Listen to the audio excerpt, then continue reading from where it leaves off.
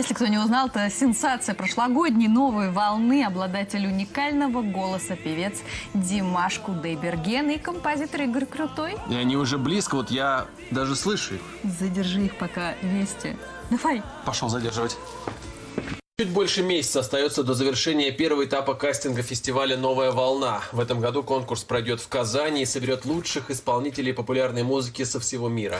Кстати, сенсацией «Новой волны» прошлого года стал казахстанский певец Димаш Кудайберген, который вместе с композитором Игорем Крутым представил на конкурсе песню на итальянском языке.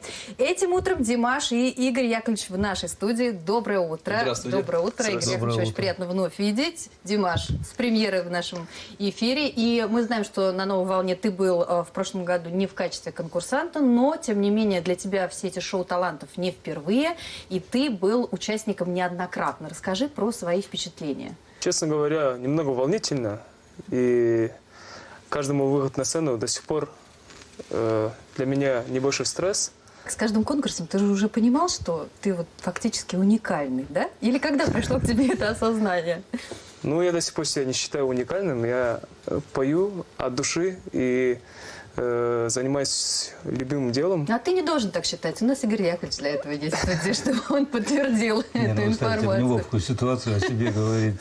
Да, поэтому мы, конечно, хотели бы узнать вообще. При всем том, что в нашем жанре скромность – это путь к неизвестности, все равно Димаш скромный парень. Вообще же обычно закрепляется за певцом некая там, да, его амплуа. Да, он баритон или он тенор. Вот кто ты? Ну, когда как. Димаш. Под настроение, да? Давайте, может, послушаем фрагмент песни. Не могут жить в разлуке, не веди, подожди, не спеши, не говори. Поразительно, но вот, Димаш, ты сказал, что, в общем-то, можешь спеть, то есть не следишь за тем, какую ноту будешь брать. Означает ли это, что вот эту же самую песню на другом концерте ты мог бы исполнить по-другому, ну, В другой тональности. в другой тональности, да? Если оркестр останется в этой тональности, то другой будет сложно петь. Кто для вас пишет еще, да? Потому что вы поете на 9 языках, вроде бы как сотрудничаете с корейскими музыкантами. И это все на фоне слухов, которые, я надеюсь, вы развеете, о прекращении сотрудничества с Игорем Крутым. Да нет, вы что?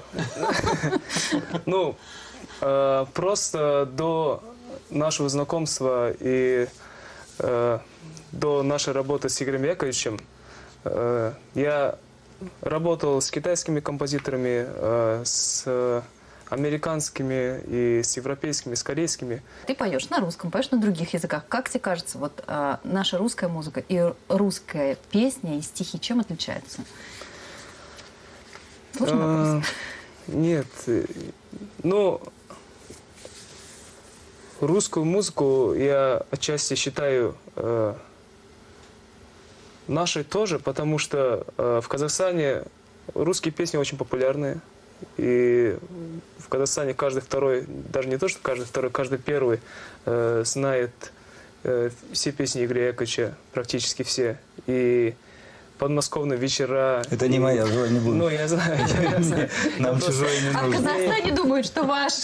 Я к тому, что мы выросли на этих песнях, и мы любим эти песни, и мы считаем, что это наши песни тоже, понимаете? Вам скоро принимать участие, насколько мы знаем, в необычном мероприятии у Валентины Юдашкина.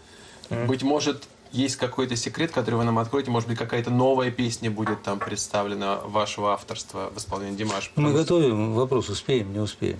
Наш канал показывает, должны успеть. Стихи к этой композиции написал Лара Фабиан на английском языке.